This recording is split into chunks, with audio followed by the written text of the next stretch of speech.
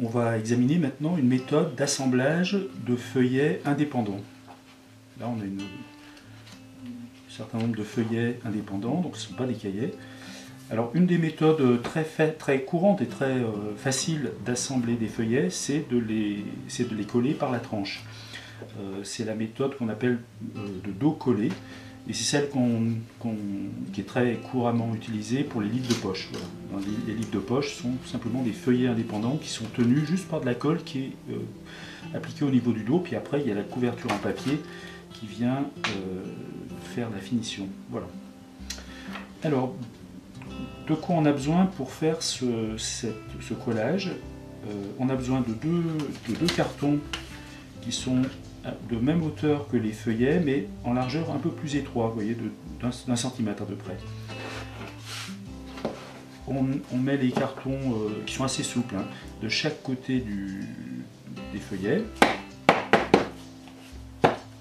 On équerre bien et on vient placer des pinces à dessin .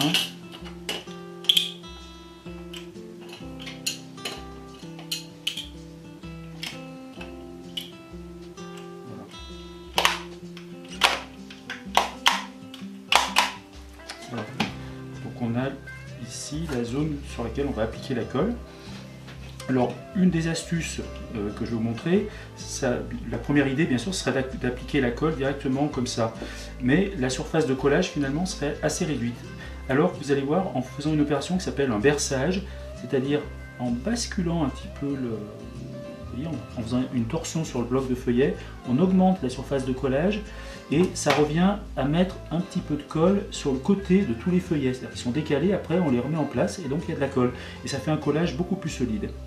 Alors pour réaliser le collage, donc, on assemble les feuillets, voilà, on vient de le voir. Ensuite, à la fois pour la facilité de la vidéo, mais pour des raisons pratiques, on se met sur quelque chose d'un peu plus haut. Et puis j'utilise ce morceau de bois. Voilà. Une petite règle qui va me permettre de réaliser, vous voyez, l'opération de basculement avec quelque chose d'assez rigide, qui me permet d'avoir quelque chose de droit ici. Et puis l'application de la colle se fait simplement avec le pinceau. Voilà.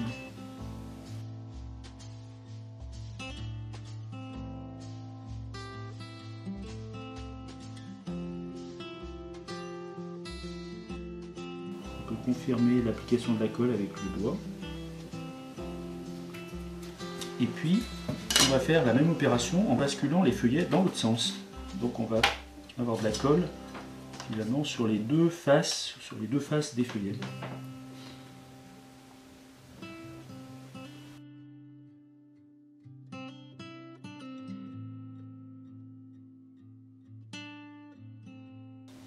De nouveau avec le doigt, on peut appliquer la colle, ça l'aide à pénétrer un peu. Et puis l'excédent de colle, voilà, vous l'essuyez avec les doigts, comme ça.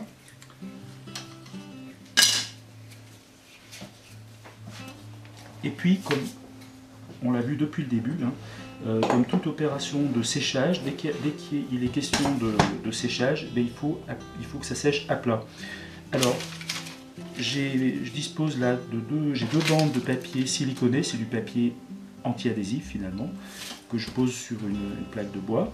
Là, je vais enlever, on peut enlever même dès maintenant les pinces parce que la colle vinylique a un pouvoir de collage initial qui est très élevé.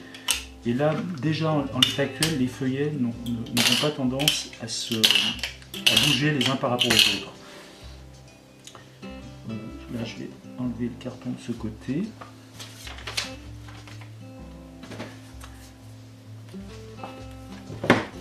Et je vais pouvoir enlever le carton de ce côté-là. Voilà. Et maintenant, on fait sécher tout ça sous poids. Voilà.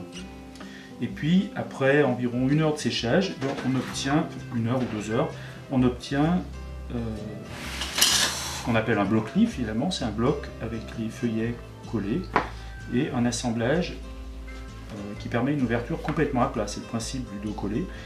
Alors, les limites du collage, de ce type d'assemblage, bien sûr, c'est la qualité de la colle qu'on emploie. Vous avez déjà remarqué que parfois les feuillets se décollent. En fait, c'est que la colle a séché ou que le collage n'a pas été bien réalisé. Malgré tout, il faut se souvenir que le dos collé, c'est pas la méthode la plus solide d'assemblage de feuillets. Voilà. Mais c'est une méthode rapide et puis qui permet notamment dans le cadre de photos, notamment qui seraient sur les deux faces, sur les deux pages en vis-à-vis, d'avoir une continuité, donc ça peut être intéressant. Voilà.